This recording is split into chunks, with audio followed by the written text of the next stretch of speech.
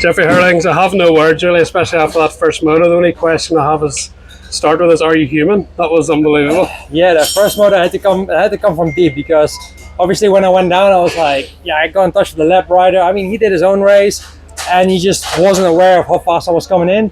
And I was just putting in the charge to horse. I was just closing in the gap from 10 to 8 to 6. I was actually, I was coming really close, and yeah, he didn't see me, and then I straight hit my leg. I kind of hit my leg quite bad, and but anyway, it is what it is. And after that, I was like 20 seconds down more or less, and I had to put on full charge. So yeah. Did you think you could win at that point? Because I thought, I don't think so. And then next thing, you were doing the fastest laps of the race. Yeah. Lap 12, I think you done the fastest work.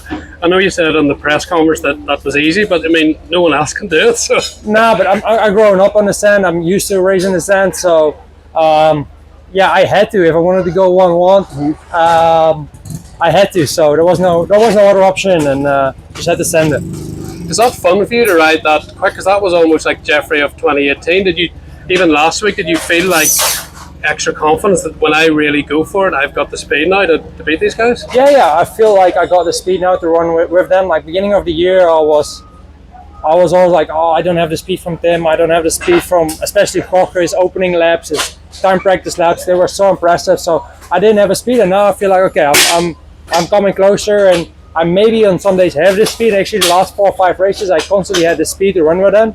So yeah, that's really nice. But I, like I said, I really respect Jorge. I respect him. They're two very strong riders with very less weak points and a lot of strong points. So to beat them, it's difficult. And yeah, they're just top of the bill riders.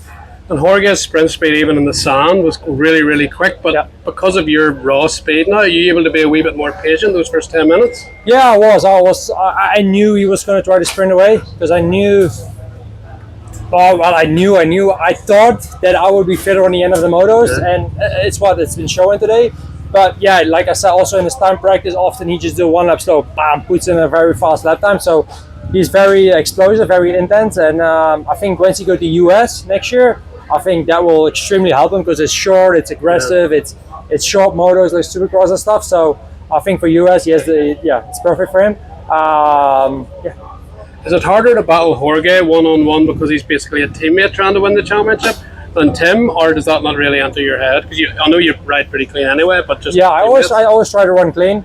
I think Jorge is a very clever guy. I mean, both of them are smart. Hey, don't get me wrong, but like when you don't pass Jorge, for example, and you have a spot, you have to do it straight away, because if he knows you're coming, he will never make the same mistake again, almost.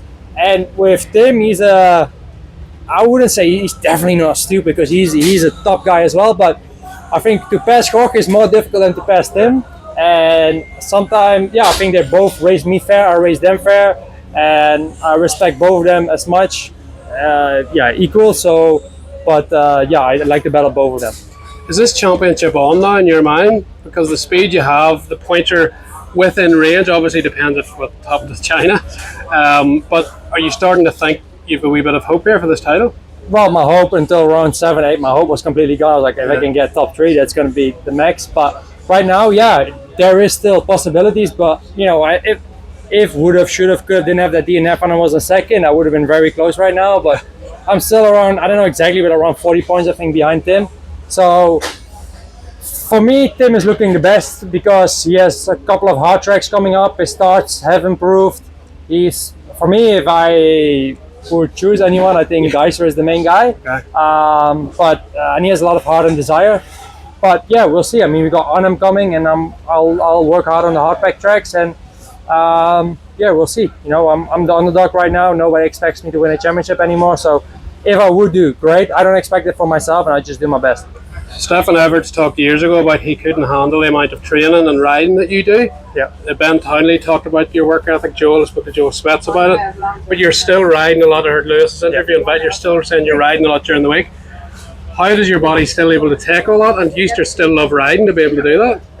Just because I love racing, I love riding, and I enjoy doing it. And obviously, I had quite some time. I had some free time in between due to injuries. Not because I wanted that free time, just like 22 had an entire year off to get both of my feet basically done and get them in good shape again. And obviously got some injuries throughout the year, so often I got a bit of a break. But still, even now I've been running races since the beginning of February, I would say, middle of February, and I really enjoy doing it, and my body still feels good. I'm almost getting 30, but still I feel sometimes like 18. Also today, like I feel good now, so we'll see. The Motocross of Nations coming up. Your level the last month or so is starting to get me ready for the AMA boys to come over, and obviously Prado and Geiger's class at that track in February. Are you thinking towards that at all, or just focus on GPs at the minute? Right now I'm not really looking at the nations. I just try to focus on the GPs for now and just look race by race. And yeah, obviously nations is going to be exciting. It's a beautiful track, it's a beautiful event.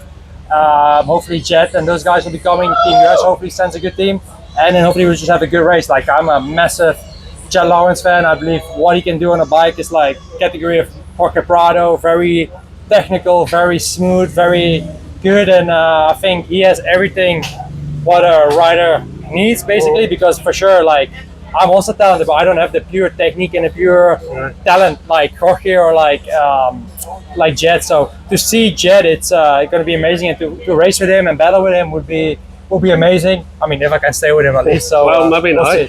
We'll never know. We'll see that. We'll see that when we're racing. Do you have any contact with Chase? I know you're both kind of looking for starts, and you're both riding K10s, but it's AMA GP.